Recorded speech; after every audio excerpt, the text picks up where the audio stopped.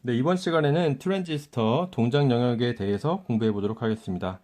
먼저 트랜지스터는 용도가 다양한 용도가 있겠지만 가장 대표적인 두 가지 용도는 앰플리파이어, 증폭기예요.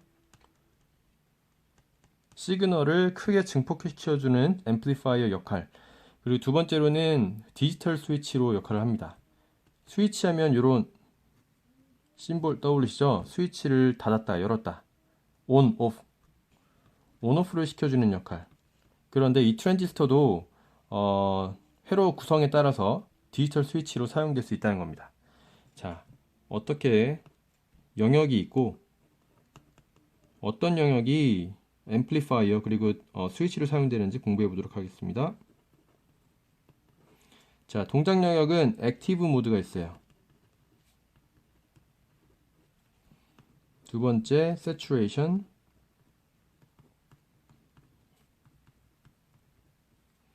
그리고 컷오프 모드가 있습니다. 자, 트랜지스터를 한번 그려볼게요. 지난 시간에도 그렸던 건데요. 세 개의 반도체 소재가 있다고 그랬고요. 저희가 NPN을 그려볼게요. NPN 이렇게 있고 콜렉터, 베이스, 이미터 이렇게 있죠. 자, 요거를 회로도로 그려보면 세 개 단자가 있을 거고 2m 쪽에 이 화살표가 있을 건데 N쪽을 가리킨다고 했어요. 자, 화살표인 쪽이 2m, 반대쪽 콜렉터, 가운데 베이스 이렇게 되죠. 자, 이렇게 그릴 수가 있고 요거를 조금 더 저희가 회로를 해석하는데 유용하도록 그림을 바꿔볼게요. 베이스에서 2m 사이에 PN 정션이 있죠. PN 접합이 있어요. 다이오드와 같아요. 다이오드 그림을 그려주고 여기 2m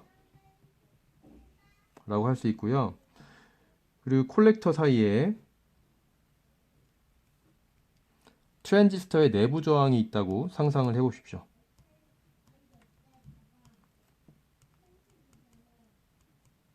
이렇게 저희가 도식화를 할 수 있어요. 이렇게 생각해 보시고 회로를 해석해 보면 좀 많이 도움이 되실 거예요. 자, 먼저 액티브 모드는요.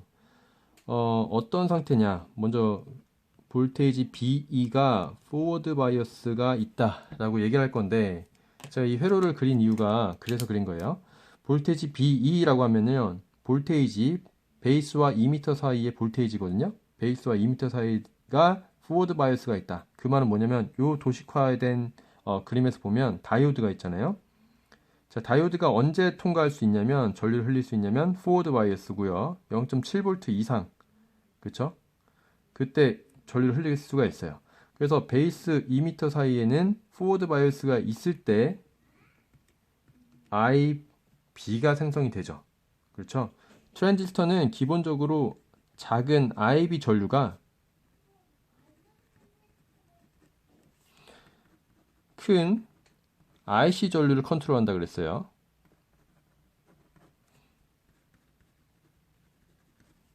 자, IB가 있어야 뭔가 일이 일어나는 거예요. IB가 모든 걸 컨트롤하죠. IB가 있어야 이 IC를 컨트롤할 수 있는 거고요. 그 다음에 지난번에 배운 베이타만큼 증폭이 되는 거예요. 기본적으로 IC는 베이타만큼 증폭이 된다. IB에서 몇 배만큼 증폭이 된다. 라는 팩터가 베이라라고 했죠. 자, 그래서 볼테이지 B가 포워드일 때 IB가 존재하고 액티브 영역이다.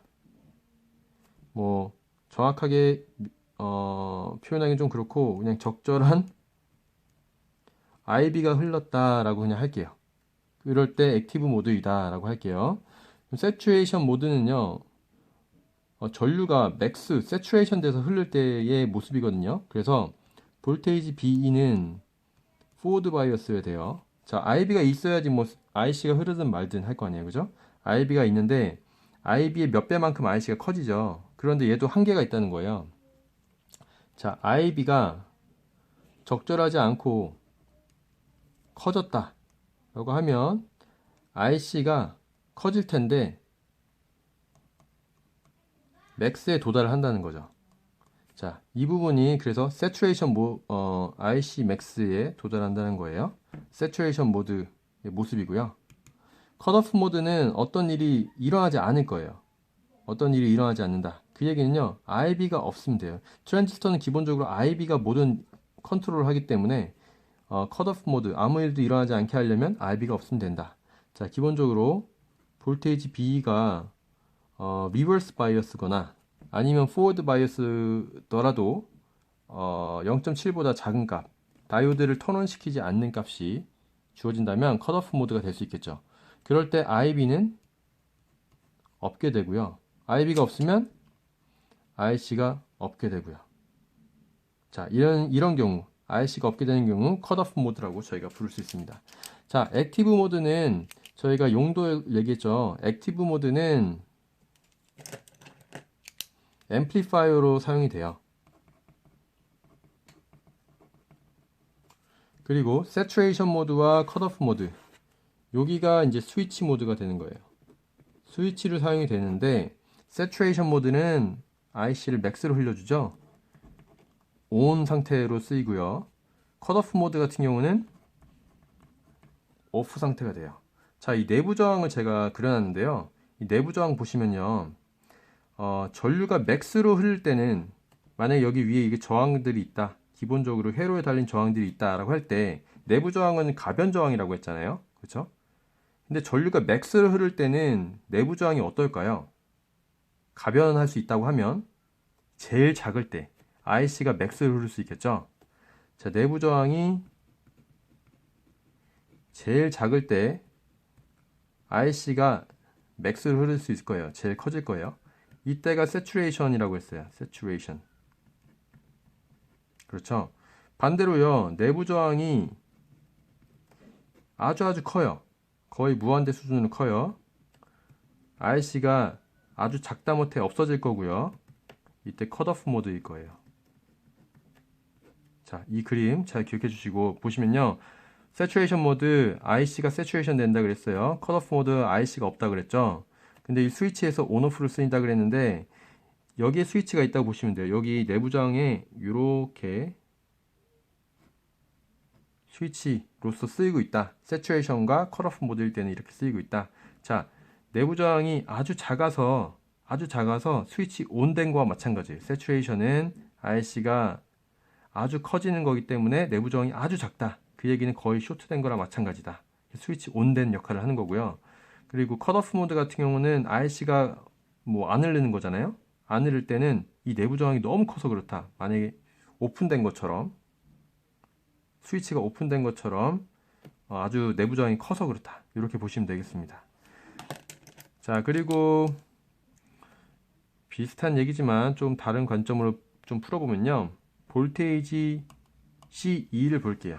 이 내부 저항에 걸리는 여기가 컬렉터고 여기 이미터잖아요. 컬렉터와 이미터 사이에 전압 볼테이지 C2라고 할게요. 이 볼테이지 C 그래프를 좀 레인지를 보다 보면요.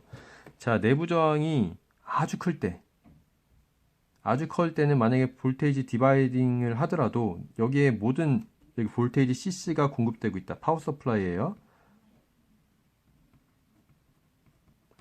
볼테이지 CC만큼의 10V가 제공되고 있다고 했을 때 내부 저항이 만약에 오픈이다 라고 하면 어떻게 될까요? 여기에 제일 큰 전압, 모든 전압이 여기 다 걸리겠죠? 그리고 만약에 오픈이어도 당연히 10V 맥스가 걸릴 거고요.